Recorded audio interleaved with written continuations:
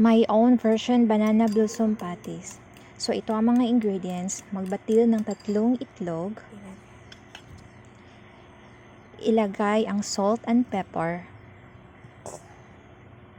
I-mix ng maayos.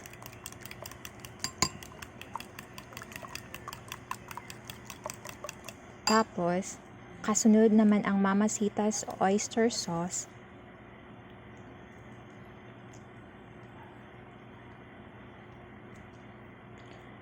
Mix it well. Then, add pork sabor. Pwede din ang magic sarap. I-mix ulit.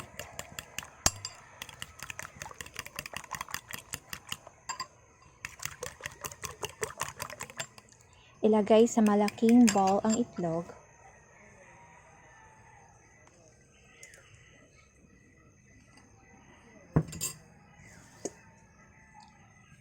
Kasunod naman ang nilagang puso ng saging.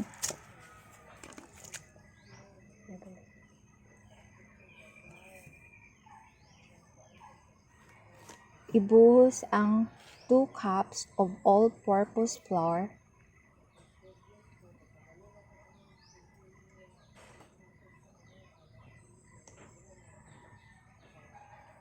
Hinahini lang sa paglagay.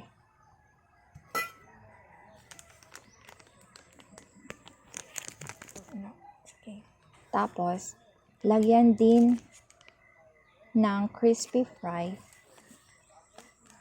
para mas lalong sumarap. Optional lang to, mga mami.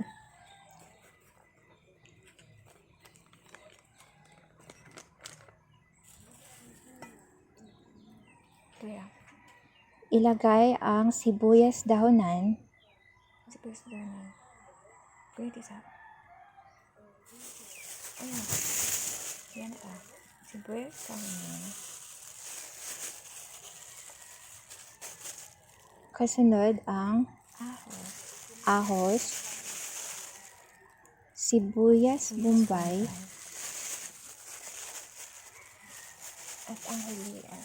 at ang panghuli ay ang corned beef. Pwede din kayo gumamit ng beef loaf, pero ang pinili ko ngayon ay corned beef.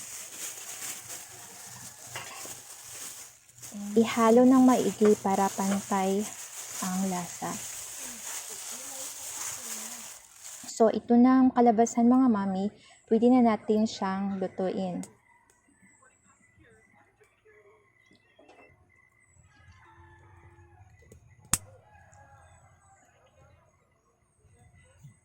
Painitin na natin ang pan at lagyan ng oil.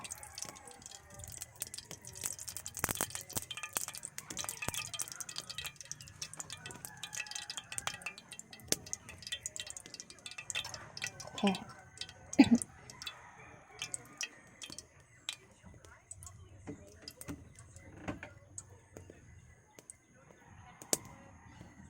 I-feel mo na ng kamay ko kung mainit na ba siya. Hehe.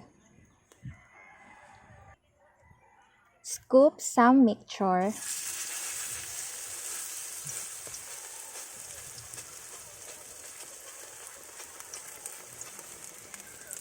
Okay. Hinihini lang sa paglagay, baka mapasok.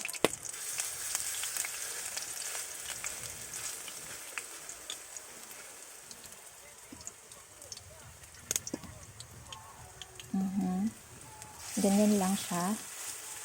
Then fry. I-flatten siya to turn into patties.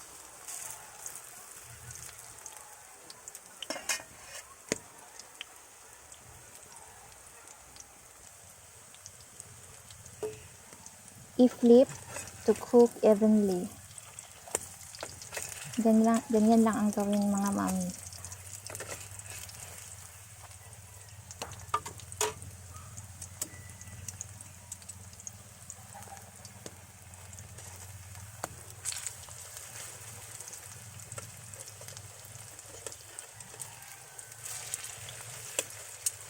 Fry until golden brown. Dapat low fire lang siya para maluto ng maayos.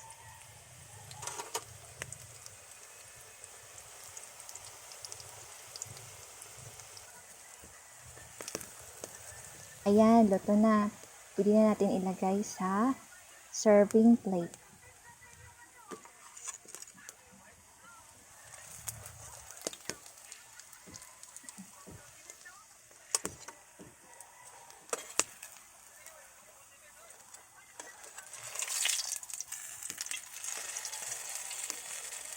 So, ito na mga mami, luto na ang ating masarap na banana blossom patties.